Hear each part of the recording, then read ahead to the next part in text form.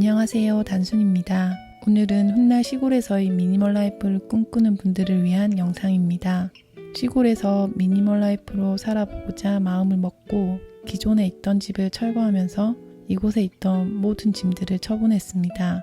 하지만 부모님이 꼭 필요하다고 해서 남겨놓은 게 있었는데요. 바로 농기구였습니다. 근데 생각보다 농기구들이 너무 많더라고요. 저는 혼자 지낼 거라 텃밭도 최대한 작게만 생각을 해서 뭔가 많이 심거나 할 목적이 아니었기 때문에 홈이 하나 정도만 있으면 될 줄 알았습니다.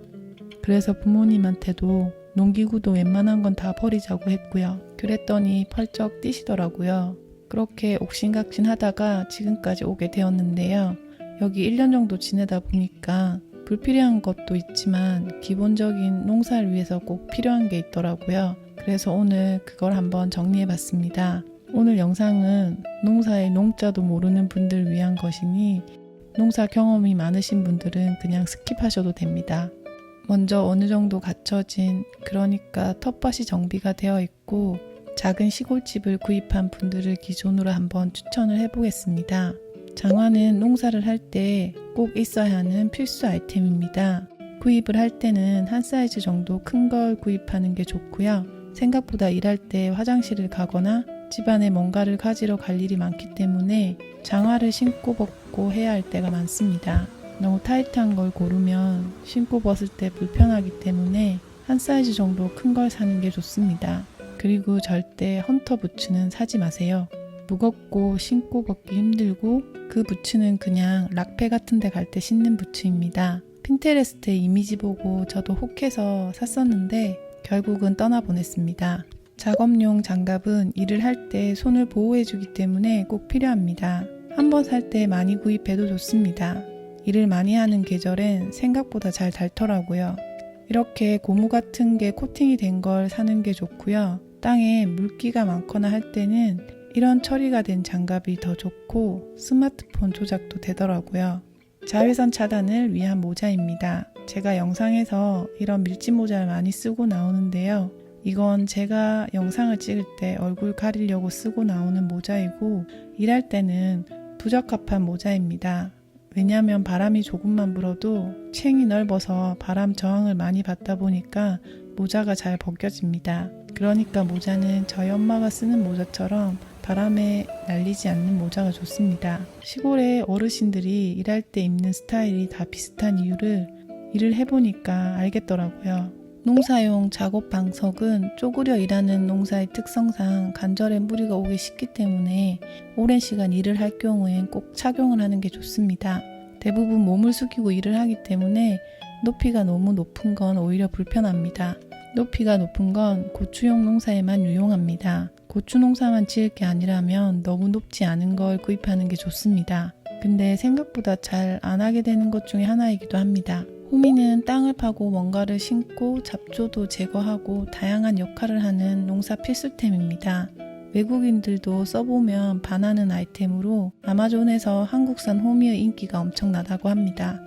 호미도 다양한 모양이 있는데 일단 처음엔 그냥 일반적인 모양의 호미를 사용해보고 어느 정도 사용을 해보고 자신에게 필요한 걸 더 사면 될 것 같습니다. 작은 삽은 텃밭이나 마당에 나무를 심거나 구덩이를 파거나 흙을 옮기거나 할 때 필요한 제품입니다. 저희 집에 큰 삽과 작은 삽이 하나씩 있는데요. 큰 삽보다는 작은 삽이 더 유용합니다. 남성의 경우 큰 삽이 훨씬 좋겠지만 여자들에겐 작은 삽이 조금 더 컨트롤하기 좋습니다.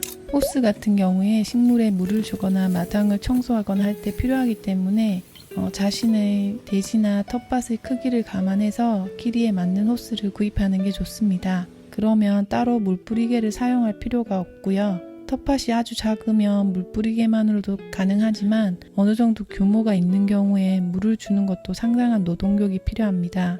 왜냐하면 뿌리까지 물을 줘야 하는데 물뿌리개로 위에 땅만 적시는 건 봄철 건조할 땐 아무 의미가 없기 때문에 그냥 호스를 끌어서 밭에 물을 대주거나 뿌리는 게 힘이 덜 듭니다. 채소들도 땅의 영양분을 먹고 자랍니다. 그래서 거름도 꼭 필요하고요. 거름은 땅에 뿌려서 흙과 섞은 다음에 일주일 정도 숙성시키고 그 다음에 식물을 심어야 한다고 합니다. 숙성되지 않으면 거기서 발생하는 열 때문에 뿌리가 손상되어 말라 죽을 수가 있다고 하네요.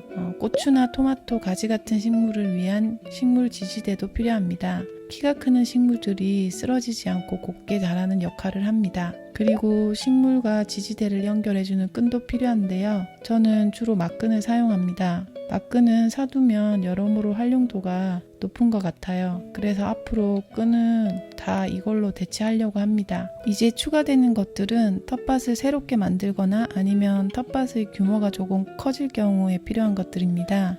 이건 부모님의 의견을 좀 참고해서 고른 것들인데요. 먼저 삼지창 곡괭이입니다. 이건 용도가 도라지 캐는 건데 밭을 일굴 때 사용해도 좋습니다. 잡초로 덮인 땅은 이런 걸 이용해서 뿌리까지 뽑아서 정리하는 게 호미만 가지고 하는 것보다는 훨씬 수월합니다. 단점이 있다면 그러니까 돌밭엔 돌이 받쳐서 깊게 들어가지 않아서 오히려 불편할 수도 있습니다. 저희 집도 돌밭이긴 한데 저는 사용해 보니까 이걸 사용하는 게 더 편하더라고요. 밭고랑을 파는 삽갱이입니다. 텃밭이 100평 이상 넘어가는 규모가 되면 호미로는 역부족이기 때문에 이런 농기구들이 필요합니다. 요즘 환경 문제 때문에 말이 많은 비닐입니다. 저도 엄마한테 친환경을 해보자고 했지만 오랜 경험상 엄마는 비닐을 포기할 수 없다고 하셨어요. 일단 잡초에서 어느 정도 해방이 될 수 있고 보온 효과와 수분이 날아가는 걸 방지해줘서 농작물의 빠른 성장에 도움을 주는 부분이 있기 때문입니다. 위에서 언급된 것 이외에도 꼭 필요하다고 느낀 건 바로 톱이랑 손도끼 그리고 전지용 가위입니다. 톱은 나무를 자를 때 사용하고 손도끼는 장가지들을 정리할 때 좋습니다. 그리고 전지용 가위는 여러모로 활용도가 많습니다. 나무들을 정리할 때도 좋고 땅을 파다가 뿌리가 걸릴 때 잘라서 제거할 수도 있습니다. 산에 산나물이나 약초를 캐러 갈 때 걸리는 장가지들을 없앨 수도 있고요. 마지막으로 초보 농사꾼들은 항상 주의해야 할 게 있습니다. 바로 안전입니다. 보기에는 쉬워 보이지만 사실 톱질 같은 것도 안 하던 사람이 하면 굉장히 힘이 듭니다. 일의 능률도 안 오르고요. 그러다 보니까 다들 전기톱 같은 걸 구입을 많이 하실 텐데 사용을 해보면 전기톱이 상당히 편하고 좋을 겁니다. 그리고 요즘엔 정말 저렴하게 많이 판매가 되고 있더라고요. 하지만 이런 것들이 사고가 나면 대부분 대형 사고로 이어지는 경우가 많습니다. 저도 초창기에 낫으로 설치다가 사고가 한번 났었고 그때 정형외과에 갔을 때 손과 발이 절단된 분들이 많더라고요. 근데 다들 그런 기계를 쓴 분들이었습니다. 그렇게 노련한 분들도 사고가 나는데 특히나 초보분들은 더 조심을 해야 합니다. 제대로 쓰는 법을 모르거나 알려줄 사람이 없다면 위험한 건 굳이 집에 들이지 않는 게 좋습니다. 시골에 오는 목적은 다양할 수 있습니다. 하지만 텃밭은 다들 조금씩 관리를 하기 원하실 겁니다. 농기구들도 보면 기능이 비슷한 게 많기 때문에 종류별로 다 살 필요는 없습니다. 가장 기본적인 것부터 준비를 해놓고 조금씩 생활을 해보고 익숙해지면 그때 필요한 것들을 고르면 됩니다. 이상 1년차 초보 농부의 추천템이었습니다. 혹시 자신만의 추천 아이템이 있다면 마음껏 댓글 남겨주세요. 귀농을 준비하거나 전원 생활을 꿈꾸는 분들에게 큰 도움이 될 것입니다. 끝!